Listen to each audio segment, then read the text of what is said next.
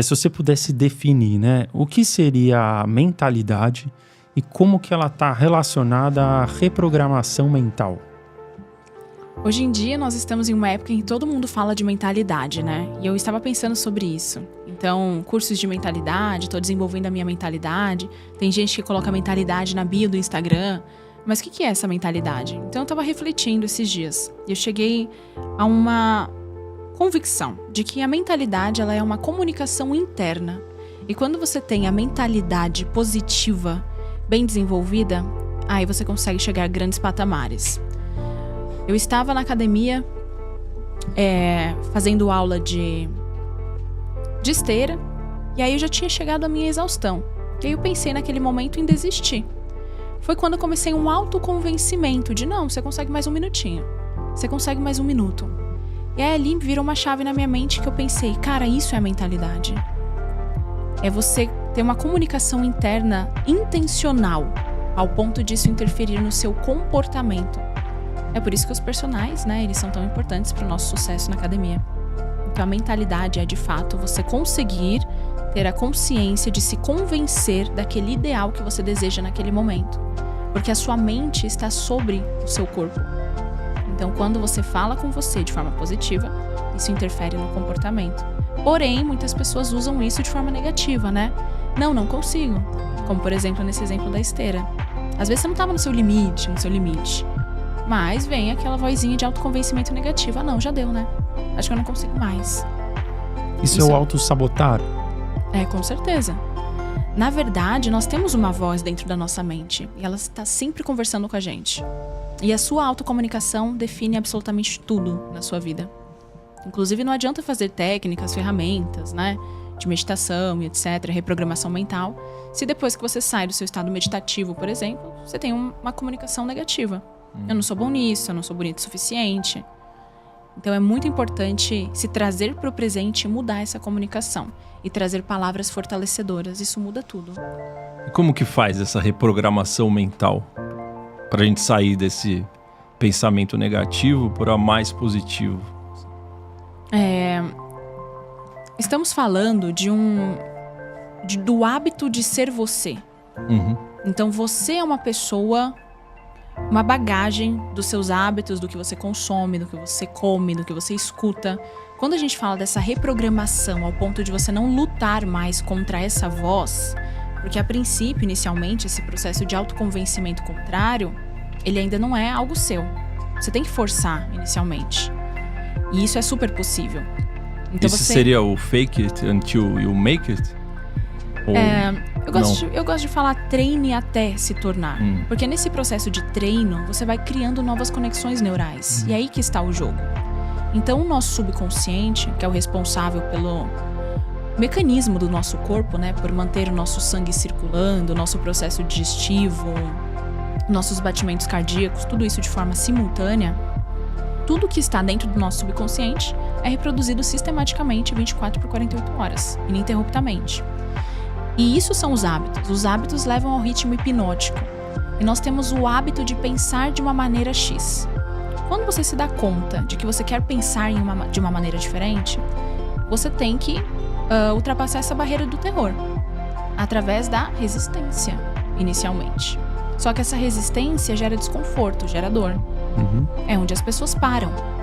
Mas o simples fato dessas pessoas continuarem inserindo uma nova informação, porque um programa ele iniciou com uma informação, né? Informação falada, informação de todos os estímulos do ambiente. O simples fato delas continuarem já alteraria esse programa. Só que as pessoas não sabem lidar com o desconforto e nem com o prazer, né? A gente fica sempre meio bagunçado entre o prazer, a dor e etc. Isso é muito importante, inclusive no seu processo de reprogramação mental. Como superar, assim, aquela... Às vezes, quando eu faço isso, eu sinto como se eu estivesse mentindo pra mim mesmo. Como se... Esse não é o Maurício. Maurício é outra pessoa. Então, como se eu tivesse... Por mais que seja algo positivo, mas como eu ainda não acredito naquilo, parece que eu tô mentindo pra mim mesmo. Então, eu me sinto como se fosse uma fraude. Sim. Como eu supero isso? Boa. Por isso que é importante você ter processos de reprogramação mental. Não basta você escutar um vídeo aleatório na internet e começar a repetir eu sou rico, eu sou rico, eu sou rico. Porque isso de fato não funciona de acordo com as suas crenças. Então vamos dizer que o Maurício tenta inserir o programa de eu sou um milionário. Se você tem uma crença de rejeição contra ser milionário, ou melhor, uma crença financeira que te impede de chegar lá, essa palavra já será rejeitada pelo subconsciente. Então nós temos que burlar, driblar essas crenças. Então o que leva a 1 milhão? Ideias revolucionárias, ideias interessantes, pessoas, contratos. Então você pode chegar a essa mesma informação do 1 milhão, inserindo uma informação de que você tem ideias que te deixam cada vez mais bem-sucedido. Que você tem ideias revolucionárias que mudam o mundo. Essas ideias, elas vão te trazer dinheiro. Assim como características da sua personalidade. Então, quais características na sua personalidade que faltam em você? E assim, eu faço até hoje. Se eu tivesse tal característica na minha personalidade, eu produziria mais e isso naturalmente me traria dinheiro. Então, você insere um programa para acrescentar esse traço de personalidade ou de habilidade que você não possui. Porque quando você tem, naturalmente, você chega lá. Então, existem vários caminhos para chegar no mesmo lugar, nesse caso, no 1 milhão. Por isso que é importante ter processos, exercícios bem definidos para reprogramar o seu cérebro. E, principalmente, saber quais são as suas crenças. Por exemplo, disciplina. Se a disciplina não tiver dentro, não for um programa que está instalado, eu preciso instalá-lo, certo? Perfeito. Tenho vontade, tenho ambição, mas não tenho disciplina. Exato. Então, tá faltando esse programa. Sem esse programa não vai dar. É isso, né? Sim. Agora, como dar o primeiro passo para instalar esse programa? Porque o programa mental, ele direciona o seu comportamento automático em ritmo hipnótico. Então, nós temos que entender qual é o programa mental que eu tenho e para onde eu quero ir. Para onde eu quero ir vai depender do programa que eu tenho. Se eu quero ser uma pessoa bem-sucedida, reconhecida profissionalmente, eu tenho que ter disciplina. Eu não posso ser um procrastinador. Eu não posso ser uma pessoa preguiçosa. Só que se eu começar a treinar isso na resistência, tentar ser disciplinado, vai demorar muito. E vai ser doloroso. Muito doloroso. Então, qual que seria a forma mais inteligente, vamos dizer assim, já que a ciência está avançando muito e a gente já entende hoje em dia como o nosso cérebro funciona? Você se autoconvencer de que você é uma pessoa disciplinada. E que você realiza tudo que está na sua mente. Então, qual seria o contrário da preguiça? Uma disciplina, por exemplo. Certo. Qual que seria o contrário de uma pessoa procrastinadora? Alguém que realiza tudo que está na mente. Então, quais são os seus pontos que te impedem de chegar a esse lugar? A gente sempre sabe. A gente sempre sabe o que nos distancia daquele lugar. Porque o nosso cérebro é muito perfeito, ele avisa. E aí, esse ponto tem um oposto. A lei da polaridade. É esse oposto que a gente tem que inserir. Porque todo mundo pode chegar no sucesso em algum lugar. Só que algumas pessoas têm aquelas habilidades, não vou dizer perfeitas, mas necessárias para chegar lá. E se a gente analisa, são personalidades, habilidades parecidas. Nós já sabemos quais são, né? Constância, determinação, resiliência. Se você não possui, tem que inserir. Por quê? É a crença da identidade que atrai tudo para nossa vida. Tudo está na crença de identidade. Ao invés de dizer eu sou rico, você tem que desenvolver a identidade que vai te levar a esse lugar. E isso burla suas crenças. Como foi o seu processo de reprogramação? Você teve essas autossabotagens no começo? Porque você conta a história de que você começou a pensar consigo mesmo. Eu quero ganhar 5 mil reais por mês no início. Quando você pensava nesses 5 mil, você tinha em algum momento não, isso não é possível para mim, e com isso você acabava afastando? Desde o início eu tive uma certeza absoluta de que era possível, porque eu via outras pessoas se dando bem, então eu pensava, se eu não tenho essas habilidades, eu vou desenvolver. Eu acredito que isso seja uma mentalidade muito, muito importante para esse processo. Não importa onde você está, mas o que você precisa aprender e quem vai te ensinar. E quando existe uma possibilidade, já é o suficiente para você desenvolver uma frequência poderosíssima nesse processo, se conectar com ela, que é a esperança. Não é à toa que falam dessa frequência na Bíblia. A esperança, ela te coloca em estado de movimento. Então, eu me arrisquei nesse processo. Eu comecei a me colocar em lugares prósperos, com pessoas bem-sucedidas, e lá eu fui analisando o que faltava em mim. E era bastante coisa. Inclusive fisicamente, né? Eu sempre falo sobre isso. Então eu me arrisquei completamente e aí eu fui observando isso, que era a identidade que precisava mudar. E aí fui me adaptando, me modelando, que é assim que eu acredito que nós devemos fazer, né? Ter essa flexibilidade de personalidade, de jeitos, de identidade, de acordo com o lugar que você gostaria. Mas você não chegou a ter crenças limitantes em relação, por exemplo, a imaginar a sua transformação física? Em nenhum momento você teve processos de dúvida em relação a isso? Tive muitas, na verdade. Só que o meu desejo de chegar no outro lugar era muito maior do que elas. E eu acredito que isso fez toda a diferença. Quando você tem um desejo ardente, você vai empurrando as suas crenças com a barriga. Isso não necessariamente vai ficar escondido por muito tempo. Uma hora essa sujeira sai do tapete, foi o que aconteceu comigo. Então a minha frequência vibracional era muito mais forte do que as minhas crenças, porque eu queria muito chegar a algum lugar. Então eu peguei as minhas crenças e coloquei pra debaixo do tapete. E aí eu ganhei dinheiro, tive um reconhecimento profissional na época. Só que o que aconteceu? Eu perdi tudo depois de um tempo, num relacionamento. Claro que o universo, ele é muito perfeito, então ia usar alguma isca, algo, alguém, alguma situação para mostrar que eu ainda estava ferida. Por quê? Muitas pessoas acham que se curaram, mas na verdade elas se esconderam dos gatilhos. Nossa, essa é boa, hein? O processo de solidão. O que seria esconder dos gatilhos? Você se esconde do mundo. Você começa um processo de desenvolvimento pessoal e aí você vai se colocando no seu casulo, não se relaciona mais com as pessoas, e é justamente o relacionamento que faz a gente crescer, né? E mostrar que a gente se curou.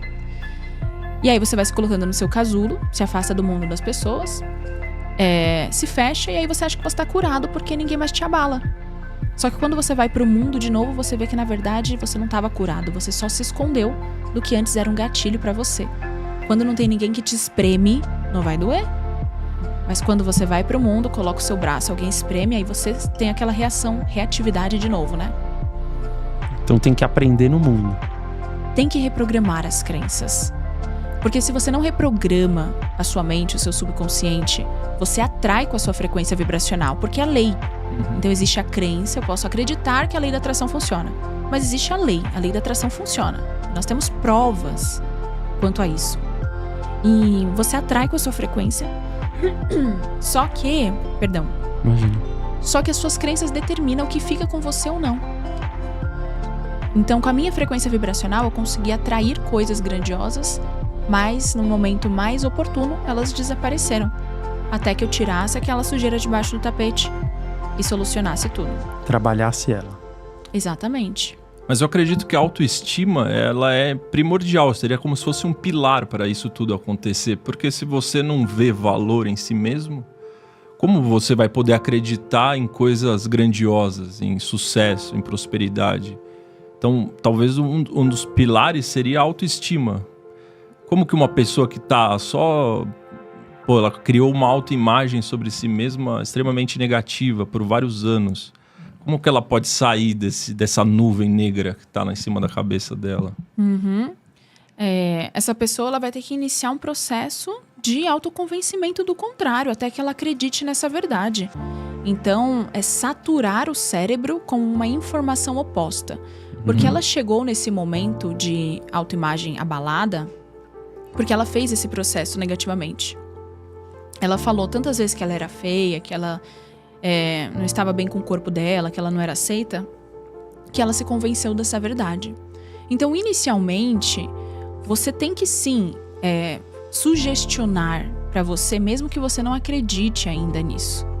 Só que você tem que se familiarizar com essas novas informações no seu cérebro. Assim, quando você se relaciona com alguém. Isso acontece bastante.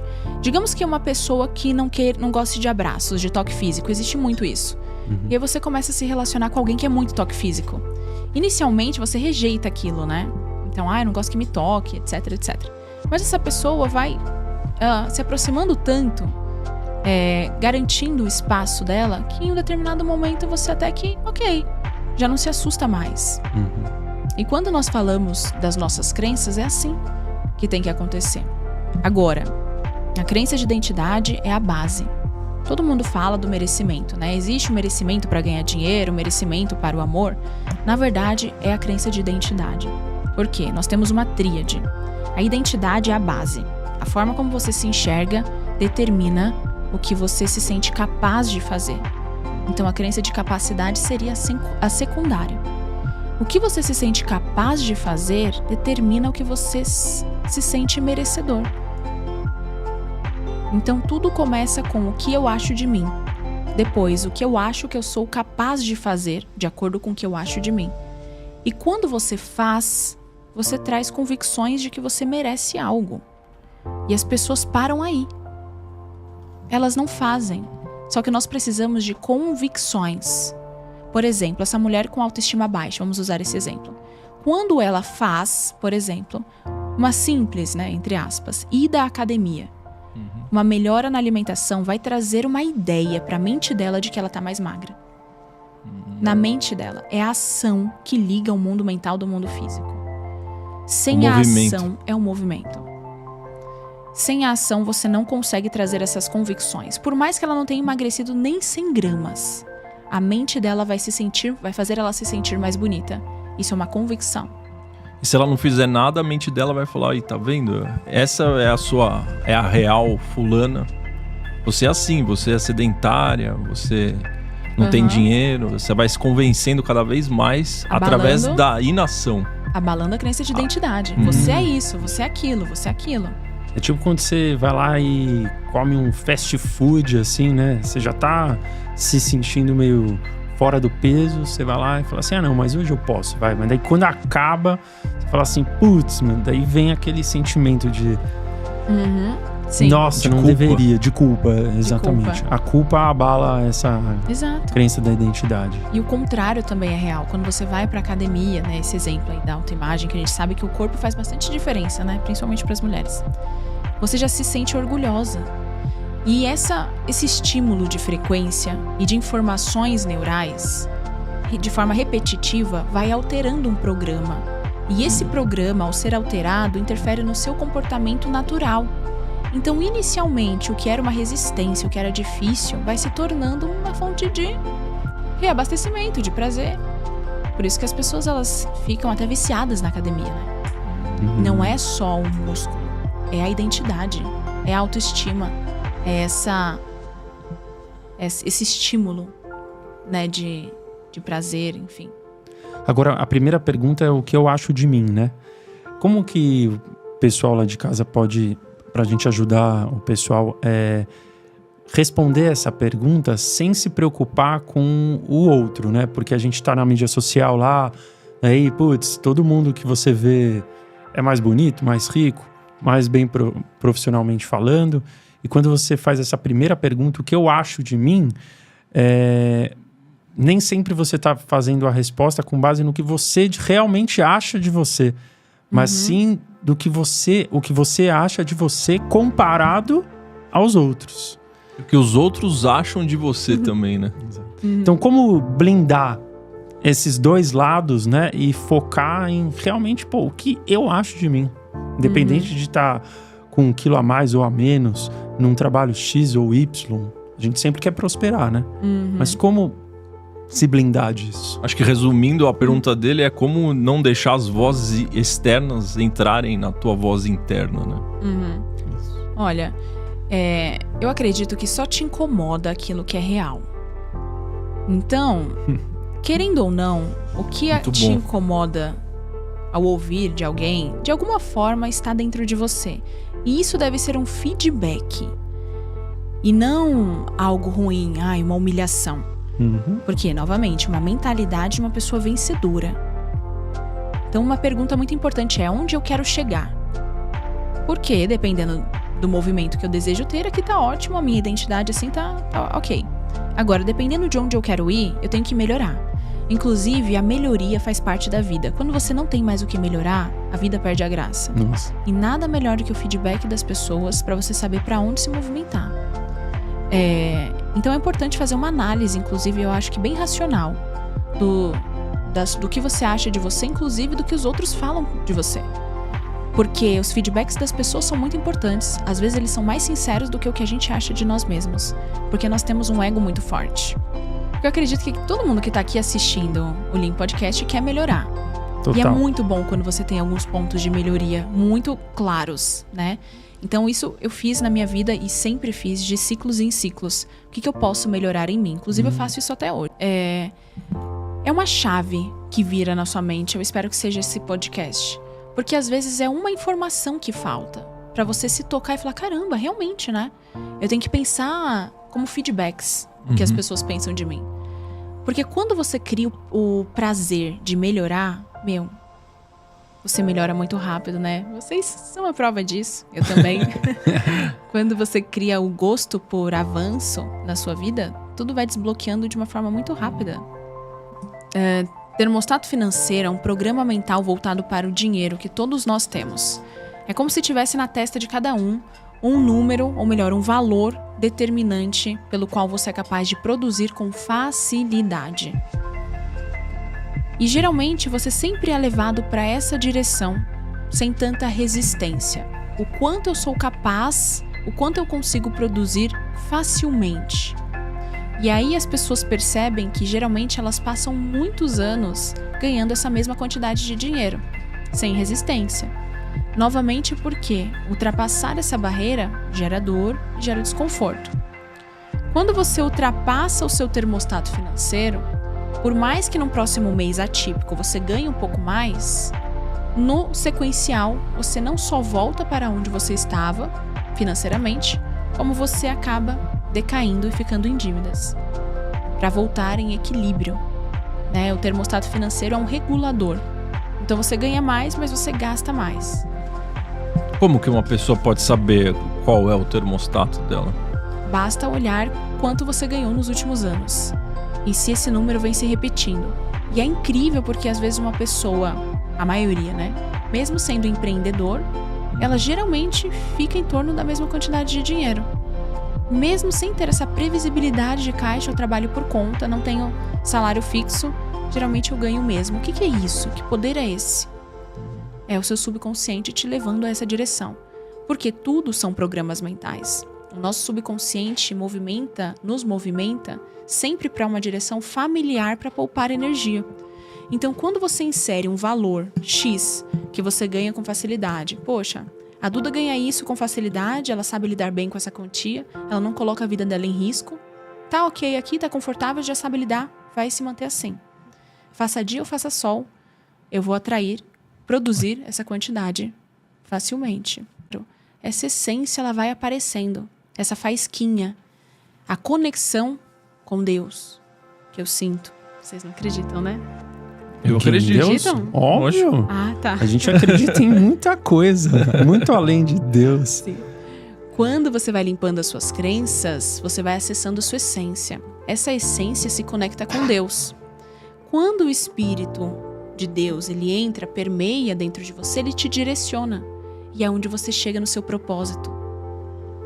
Então esse propósito, qual é o meu propósito? Para onde eu vou? Calma.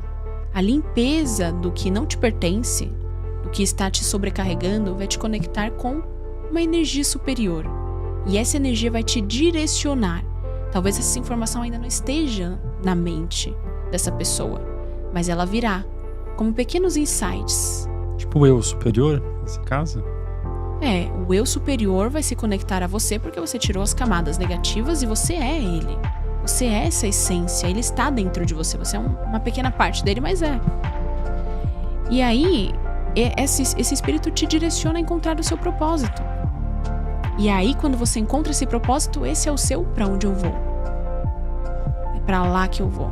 Aí ninguém segura mais. Isso gera desejo. O desejo de ter a coragem de pular aquele rio.